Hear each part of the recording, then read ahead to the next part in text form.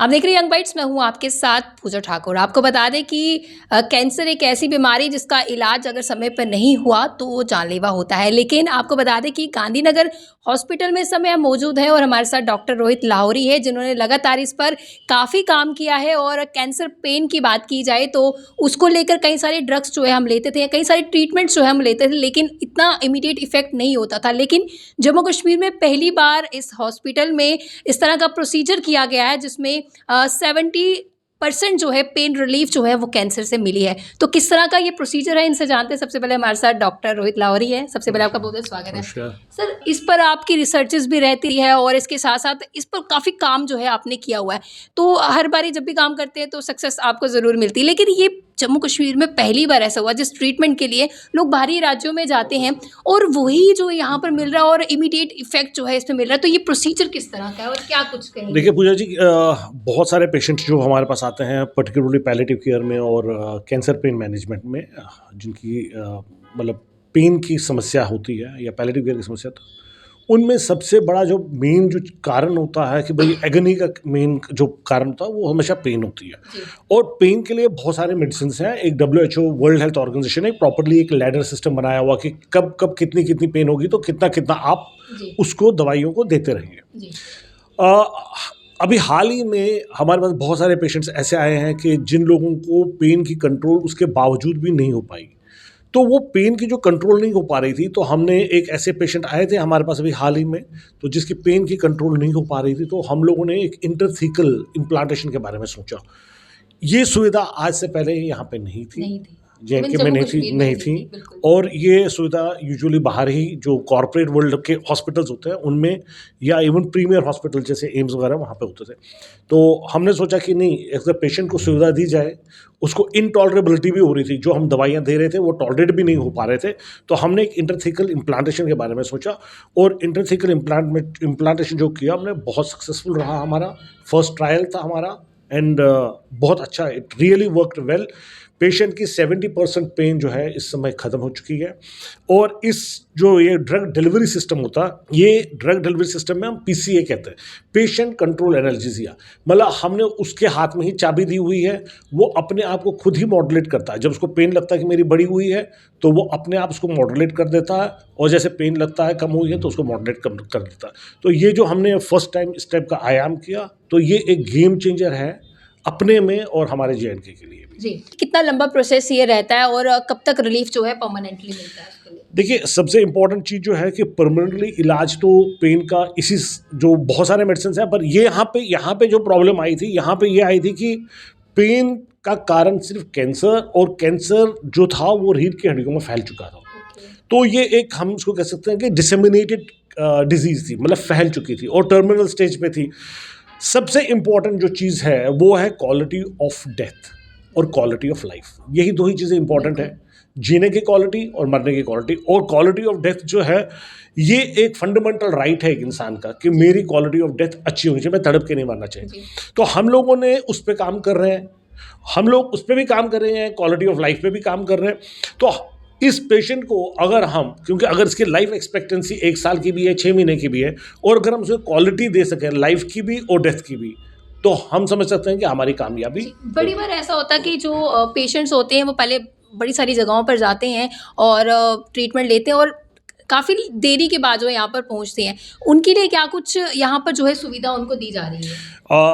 आपने जो सवाल पूछा ना, बहुत परफेक्ट था। इसलिए परफेक्ट है क्योंकि जो ये टर्मिनल पेशेंट्स हैं, ये जब हमारे पास पहुँचते हैं लेट स्टेजेस में, तब हमारे पास करने के लिए बहुत लिमिटेड होता है। जैसे आपने ये देखा, अभी हमें नया आयाम करना पड़ा, ठीक है ना, तो हमारे पास रिसोर्सेज भी हमारे बहुत लिमिटेड रहते हैं।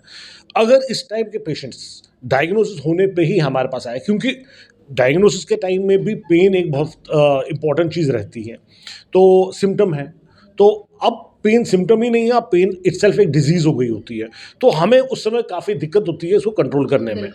अगर मेरी तरफ से हमेशा ये एक राय रहती है, मशवरा रहती है कि जैसे ही कोई भी टर्मिनल डिजीज़ किसी पेशेंट का भी डायग्नोसिस हो जाए, तो उसको तुरंत pain specialist, palliative care specialist से मिल लेना चाहिए। और हम जितना अच्छा उस पर काम कर सकते हैं और हम उसको उतना बेटर बेनिफिट दे सकते हैं। पेशेंट को समझ नहीं आता कि कहाँ जाना चाहिए, क्योंकि डॉक्टर्स कुछ ऐसे भी होते हैं जो एक जगह से दूसरी जगह रेफर कर देते हैं, दूसरी जगह से तीसरी कर देते हैं, तो उनको कन्फ्यूजन रहती है कि एग्जैक्टली हम जाए कहाँ पर दिखाएं।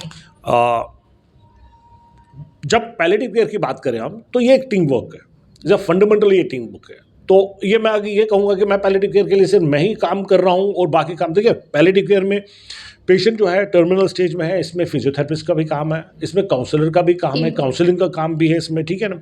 इसमें जो हमारा पैरामेडिक्स है उसका काम है, हमारी नर्सिंग का काम है, हमारे फार्मासिस्ट जो हैं वो काम है उनका, मतलब तो इसमें हर एक चीज़ का, हर एक बंदे का एक इंडिविजुअल रोल है। पैलेटिव पे आपने काम इतना सारा किया हुआ, अभी जिस तरह से पैलेटिव केयर सेंटर जो है वो गांधीनगर हॉस्पिटल में से बना, आप इंचार्ज हैं, काम कर रहे हैं इसलिए आप इंचार्ज हैं, तो ये जो एक प्रोसेस है जिसमें डॉक्टर्स को और नर्सेज को ट्रेनिंग दी जाएगी, तो क्या कहेंगे कि किस तरह का चेंज एक आएगा, कितना ज़रूरी ये स्टेप उठाना था?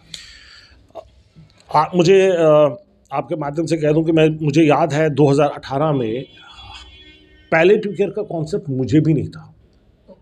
मैं पेन स्पेशलिस्ट था, पैलेटिव केयर का कॉन्सेप्ट नहीं था मेरे को भी कि पैलेटिव केयर का मतलब कि पैलेटिव केयर की इतनी ज़रूरत है। पेन की तो मैं समझ सकता था, क्योंकि जब मैं बाहर से भी आया था विदेश से भी पेन का ट्रेनिंग करके, तब भी मुझे पेन का तो समझ आ रहा था कि पेन और पैलेटिव केयर कैसे एसोसिएटेड है, इसके बारे में मुझे कोई इतनी नॉलेज नहीं थी। जैसे जैसे ही हमारी ट्रेनिंग्स आगे हुई, जैसे मैंने अपनी ट्रेनिंग एम्स से की, उसके बाद हमें फंडामेंटली पता लगने लगा कि भाई पैलेटिव केयर में पेन एक इंटीग्रल पार्ट है। जो हम अब ट्रेनिंग दे रहे हैं, रिसोर्सेज बन रहे हैं, हम हर जगह हर डिस्ट्रिक्ट में रिसोर्सेज बन रहे हैं, रिसोर्स पर्सेज कर जा रहे हैं, तो हम वहाँ पे डॉक्टर्स को भी ट्रेन कर रहे हैं, हम वहाँ पे नर्सेज को भी ट्रेन कर रहे हैं, हम वहाँ पे फार्मासिस्ट को भी ट्रेन कर रहे हैं, हम वहाँ पे वॉलंटियर्स को भी ट्रेन कर रहे हैं, ताकि लोगों में इसकी जागरूकता मिले और वो जितना भी है इसको आगे लेके जाएं। हमारे ऑनरेबल प्राइम मिनिस्टर जी की उनकी विजन है, उन्होंने पैलेटिव केयर का प्रोग्राम बनाया हुआ, national programme for palliative care, और मैं आपको बोलने में बहुत मतलब अच्छा फील करता हूँ उसको कि जेएन के उस प्लेटफॉर्म पे आज के दिन में बहुत अच्छी तरह से पहुँच गया। हम लोग 2025 में 30 जनवरी से लेके 2 फरवरी के बीच में एक इंटरनेशनल पैलेटिव केयर की कॉन्फ्रेंस, IAPC की कॉन्फ्रेंस, IAPCON 2025 JNK में करने जा रहे हैं, जिसमें करीबन 2 से 2,500 हज़ार, हो सकता है उससे ज़्यादा भी, डॉक्टर्स फॉरेन कंट्रीज से और इंडिया से पैलेटिव केयर के बारे में सीखने आएंगे। तो आप समझ सकते हैं कि जम्मू कश्मीर अब पैलेटिव केयर के पायदान पे एक इंटरनेशनल फोरम में आ चुका है। तो इसमें काफ़ी मेहनत लगती है, काफ़ी रिसोर्सेज जनरेट करने पड़ते हैं, और मुझे लग रहा है कि हम लोग बहुत अच्छी रास्ते पे चल रहे हैं जी। तो अभी जिस तरह से बात की जाए कैंसर पेन को लेकर, जो प्रोसीजर आपके द्वारा किया गया, आपने कहा कि जब इस तरह का पेशेंट आता है तो आइडिया आता है, तो और कितने आइडियाज़ जो है आने वाले समय में आने वाले हैं, और क्या कुछ चेंज जो है वो आपको पूजा जी, जो आइडियाज़ आते हैं वो तो अपने में मतलब जब एक इनोवेटिव चीज़ें होती हैं, हम लोग बाहर जाते हैं, मैं कॉन्फ्रेंसेस अटेंड करता हूँ, कॉन्फ्रेंसेस में नए रिसर्च को हम स्टडी करते हैं, नए रिसर्चेस वहाँ पे लाते हैं, लोग अपने नए एक्सपेरिमेंट्स ले आते हैं, उन्होंने उस पर स्टडी किया होता। हम जब स्टार्ट किए थे तब हम बहुत नीचे वाले इन्फेंसी पीरियड में थे। आज हम भी एक अथॉरिटीज़ में हैं कि भाई हमारे ये भी एक अथॉरिटी है, जैसे मैंने आपको कहा कि IAPCON की कॉन्फ्रेंस करने जा रहे हैं बाकी से, तो हम भी एक अथॉरिटी बन चुके हैं इसमें में।